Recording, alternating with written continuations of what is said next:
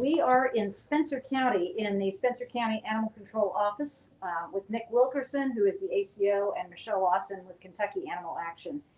Welcome to both of you. Thank you so much for taking the time after 2 excruciating long days of rescuing animals from a breeding hoarding situation to sit down and talk to us for the first time about the conditions of this farm in Spencer County from which all of these animals were extracted. Nick, let you go first. Sure. And just kind of give us an overview of what you had to deal with, and we're going to show pictures as we go. Okay. All right. Sounds good. So we received a call. It was New Year's Eve that we needed to investigate a farm that there had been a death, and we needed to come out and check it out and make sure that the animals were being cared for properly. So we came out and we did confirm that the owner of the property had passed, and made contact for the first time with 2 other residents of the property, and they reached out to me for help. There were 111 dogs total on this property, and so they needed assistance. It had been a breeding operation that had, somewhat turned into a hoarding situation, and so we were asked to step in. So we stepped in. I reached out to some different organizations, to Michelle and KHS, and they helped us. They helped us to get all these animals out. A lot of volunteers, a lot of hours.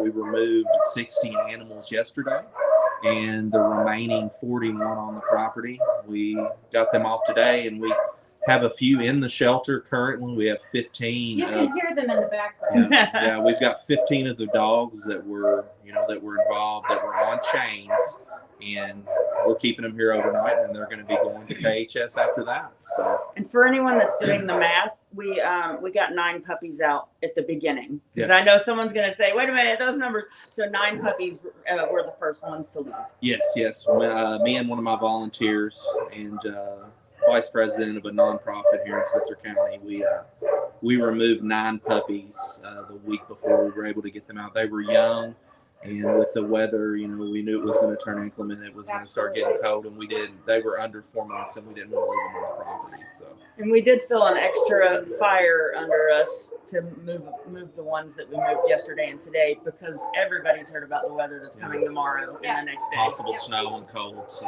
Absolutely. So, Michelle, talk to us just briefly about what Kentucky Animal Action's role is in our universe here in Kentucky, because you do amazing work. Oh, thank you. We work to make Kentucky a better place for animals, and a lot of what we've done here this week is very it hits close to home for what we're doing a lot. We've done an extreme weather ordinance in Jefferson County recently, and we were trying to move these animals before it got super cold or deep snow. And it just made me think a lot about how we could use some more stuff like that, ordinances across the state, to protect companion animals. So, and this is a perfect example of why we need cost of care legislation in Kentucky. Explain what cost of care means. So cost of care is, Kentucky has a lot of counties that have trouble paying for their animals that would be brought into the shelter, into the county's care. And if we got cost of care legislation, what would happen is those costs would go back to the owner. If anything that needed to be paid for those animals would go back to the owner, or they could surrender the animals right away, which means they could go straight to rescue. And a lot of times counties, I don't know if looking the other way is the right word, but a lot of times they can't tackle situations because there's so many animals, and it's going to be a humongous cost to the county. And this particular case that we worked on has been going on for a few decades, and it's very 4 decades to be precise. 40 years. Yes. So it's been difficult to tackle. And that's the way it is all the way across the state. Okay, so I want to just take the opportunity to go mobile here for a second. I'm going to step right in between you, get close to that screen, because the pictures, are pretty horrifying. Now, you said in general the animals were in fairly decent condition, although they were filthy. You did not have to euthanize any coming off the property, which is a great thing. Yeah. So it's all outdoor accommodations. All outdoor accommodations. organizations, yes. Tell us about the stakes that they were on in the crop circles that had been described to us. Yeah, they were on about 15-foot chains, and they were tethered in the center to where they could run around in a circle, and that's all the room that they really had to run. And we did have a couple medicals from where the collars had embedded in the neck and things like that, so that we had to take care of. These are German Shepherd dogs, Belgian Malinois, and Huskies. Mm-hmm. Yep. And these are the little crates. They're just like almost travel crates or small dog houses or ready, makeshift is what I'm going to call them. They were like travel crates that were their homes. And this is where these dogs lived. Look at that face. Oh my God. And they were saved from a life of having to stay out there. And hopefully this will never happen again. Is there any restriction against this particular farm from starting another breeding operation? We are still in the process of, working with the county attorney and everything else to see if we can enable a restriction to keep that, from them running dogs further. Yeah. So we're still in the process of that currently, but it's being looked into for sure. Holy smokums. This is probably the worst that you've had to deal with in your time as an ACO at Spencer County. Without a isn't it? doubt. Yeah, without a doubt. You've had a couple of small hoarding situations, but That is correct. this is massive proportions. Now, what happens to these dogs? They are now in what you'd call triage in shelters, meaning they're being medically vetted, they're being assessed, they're being cleaned up. They will all have their shots, I'm sure, spayed and neutered before they're sent off to rescue. So some of the dogs were actually, we had a KHS vet on site yesterday, and some of the dogs actually went straight to rescue. They received the vetting they needed to cross state lines, and they went straight into rescues, in all over the United States. And I would like to just say a hat tip to KHS because they've been phenomenal through this. They always are. They came in and they really, really set up troops to be here, and they did amazing things. Hat tip to them. It's been wonderful working with them. No way, absolutely no way that we could have done this without them. None. I mean, they because we have 2 ACOs here, and we have to maintain shelter services and animal services across the county. And they stepped in and really reached out, and they're moving these dogs out quick. And so without them and their organization skills, there would have been no way that we could have handled it. They also, remind you, just took in hundreds of animals from the tornadoes in Western Kentucky. Yeah. Exactly. Which was an amazing thing to do too. Yep. Mm-hmm. So we appreciate them. Okay, well, I think we're going to go ahead and go into the kennel. And guys, I just want to warn you, get ready because it's going to be loud. But you've got to see exactly what this whole rescue effort was about. So are we ready? Yep. All right, let's walk in and see. I'll let you guys lead the way. Sure.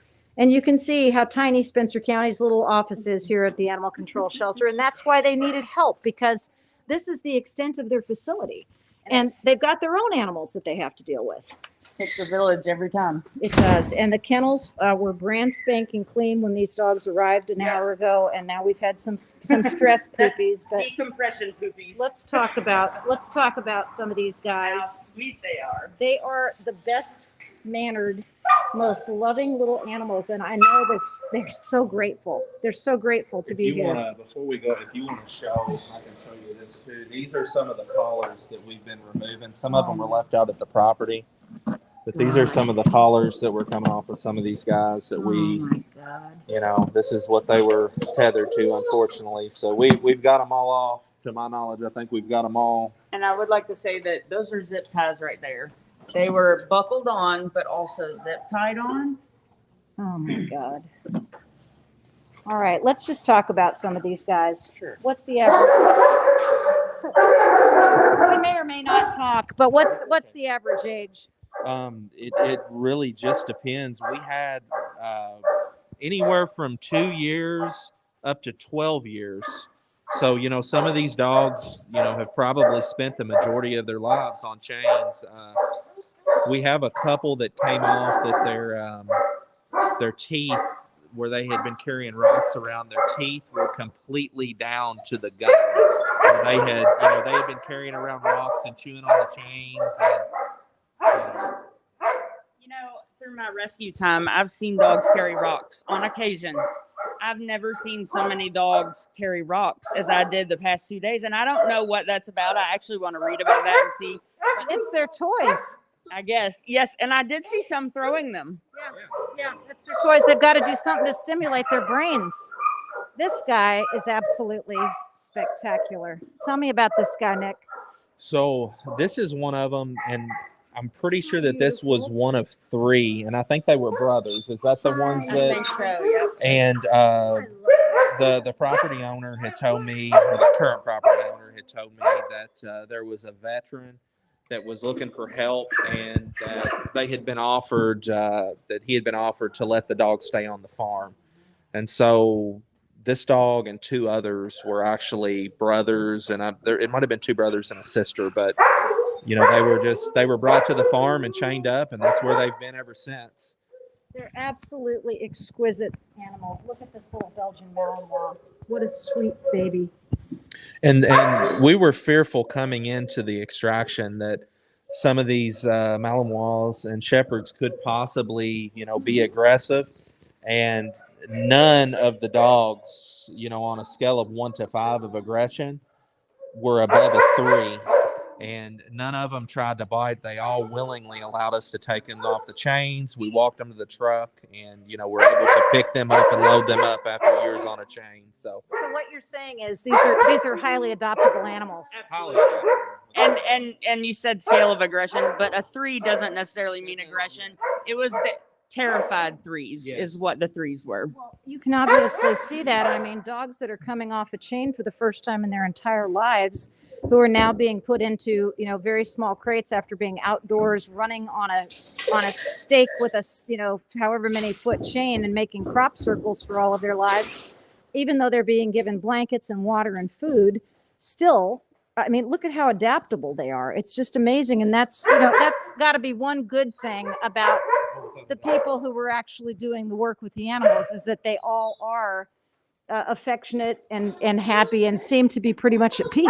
Oh yeah, yep, I agree 100%. Like the kisses we got the past 2 days. I think that all of us are going to probably go home and decompress tonight, because I said in the truck today to everybody, I've tried to thank everybody as much as possible, but if to think about in the past 2 days, we've saved 111 dogs, and that's just, and it hits hard. It really does. And you didn't have to euthanize a single one. That's a miracle. One. That is a beautiful dog right there. His name's actually Thor. I know. Yeah, he had told me a little bit about him. He what? He's a beautiful red. In the sunshine, he's bright red. Oh, he's just gorgeous. Do we know if any of them are related to each other? Are any of the animals related to each other? Do you have a bloodline? Some of the puppies, they were, they had a specific breeding pattern that they did.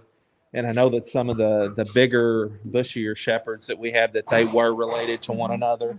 But as far as, it was kind of hit or miss with the information that we received on the animals. So what's amazing to me is usually when you walk into a kennel at any shelter, the minute they see humans, chaos erupts. There's a tremendous amount of noise. And, they got excited when we walked in, but this is how quickly they settled. I think that they know. Dog lovers, they know that the dogs can sense them. And I just feel like that they know that they're safe now. They know that they're going to have a life outside of the chain. Well, and living off the chain is the part. Look at this little baby doll. Hi, sweetheart. You are absolutely beautiful. I know.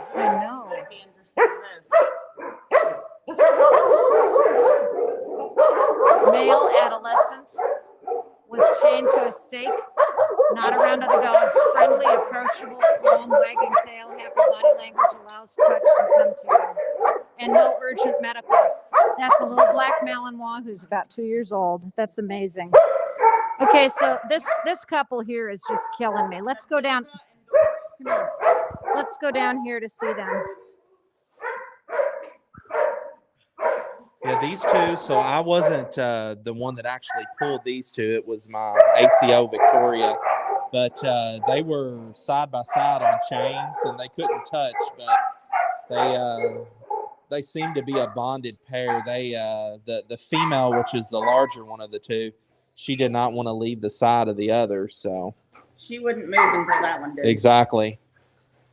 And you said they couldn't touch each other, No, they were No. about 10 feet in between where they could touch. and now they can't separate from each And other. they're inseparable now.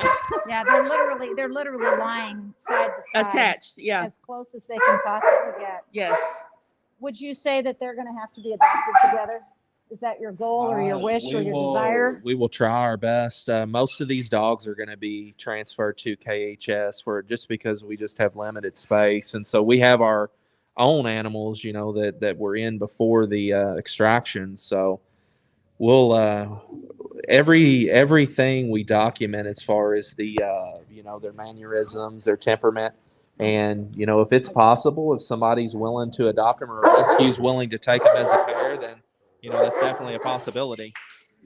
Well, I have to just say to you guys and to everybody who is associated with this rescue, massive proportions. I just thank you. And all of the people who are watching right now are so grateful for what you guys have done, because they're all on here just saying thank you, thank you, thank you. And Julia Sharp, who rescued the Trixie dogs, says it's a relief for them. They realize that people are trying to help them. The Trixie animals were much like this. And yes, Hi, Julia. I remember that, Julia. And very, very glad that everybody got to be removed. Julia said the Trixie animals carried and chewed on rocks also. It's a sad thing that dogs will do when they have nothing, which is very important to realize too. So let's talk about this guy. Okay. So I don't have the. That's Cody. Okay, I was gonna say I don't have the paperwork right now in front of me. We removed so many, but was this the one that you all took whenever we were? Is this the one that you all got whenever we were gone? Okay. Yes. So on camera? absolutely. Hold on. Let me put on my mask for a second.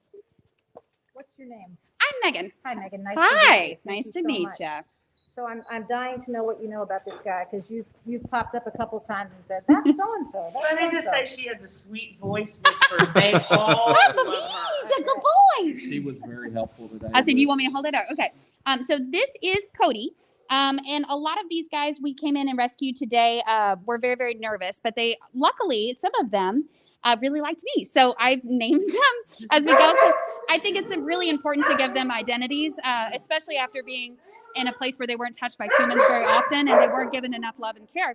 So I think the most important thing that an animal can have to start with is a name. So everyone that I've helped capture in has given a name, that's something that feels their soul, and this is Cody. So Cody is an older guy. He's probably between 7 and 9. And when we got him, he was on a chain that was probably about 15 foot long. And it was up a cliff like this. So it was really crazy.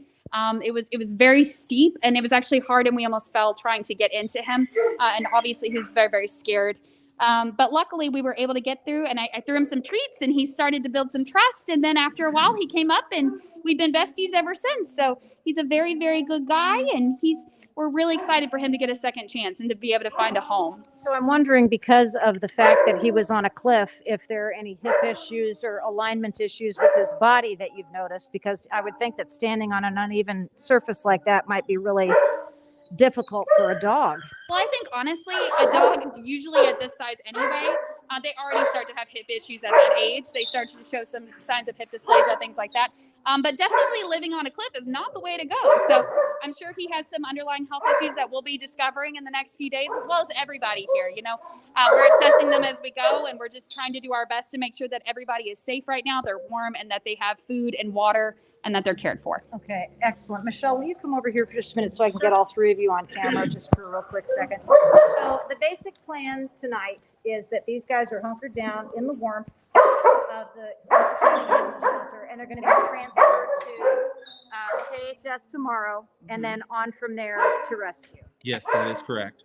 They will receive medical at KHS. And Okay. Where would you like people who are interested in contributing, donating, to send money to help? honestly, if they're wanting to contribute, I would contribute to Kentucky Humane Society, because we're not going to be keeping, any of the dogs that were pulled from the situation just because we're so limited on our space already. So definitely contribute to Kentucky Humane Society and help them. And they can also reach out to KHS and see if any of the rescues that were involved need assistance, that some of these out-of-state rescues, and maybe they could get them a list of those places and possibly donate to them as well. That's very generous of you. So you're going to be thanked in prayers and good wishes, okay, for all your hard work. That's what we want everybody recognized, that helped. Because without, all these people that came in, we wouldn't have been able to do this.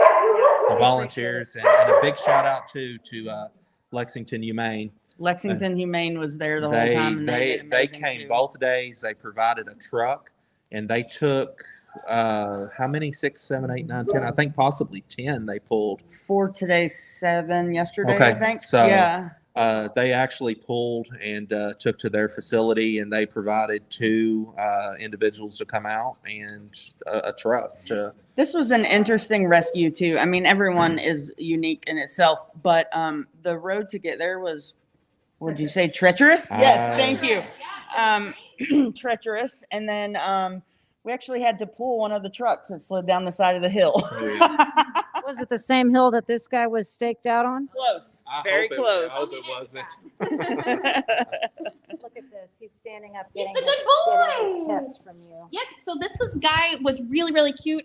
We actually saw him immediately because he was chasing the road line as we came in. He was trying to get the car's attention as we were walking by. And was barking and just trying to get at the end of his leg and just getting pulled back. So we wanted to make sure to get him out as quickly as possible because he was so close to the road and we didn't want him to get hit. So he's been very, very sweet. It took a few minutes to gain his trust, but now that he knows he's safe, he's totally Obviously, he's in love with you. It's got to be the red hair. That's all I can say. He's fallen for a red-headed girl. I know, babies. You're okay. You're okay. I know. You're a very good baby. Yeah, you I love you so much. Yeah. Michelle's husband, Jamie, is on here. Says, great job, everybody. That's good.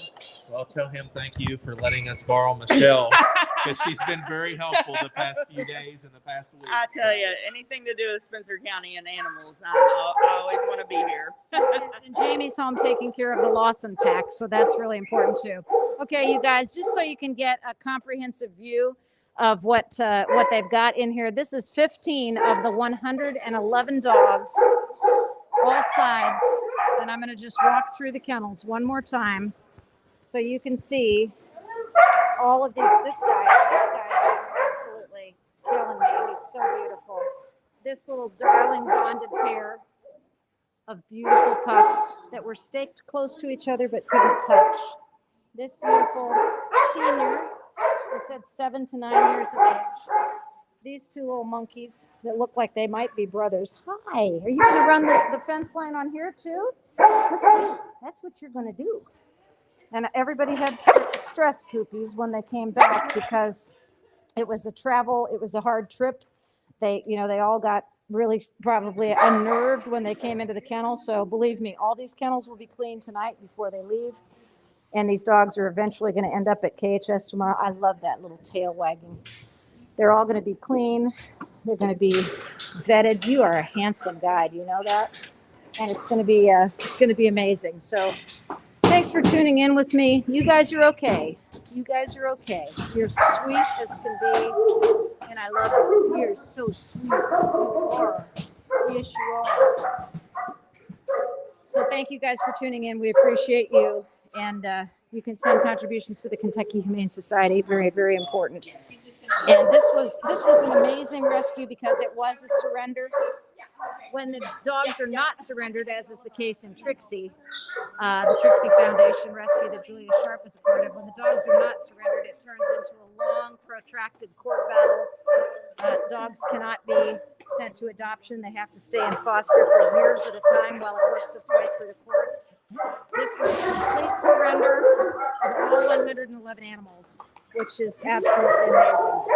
So get ready, you guys. These guys are coming to Louisville tomorrow. Thank you, Michelle. Thank you, Nick. Thank you. Thank you,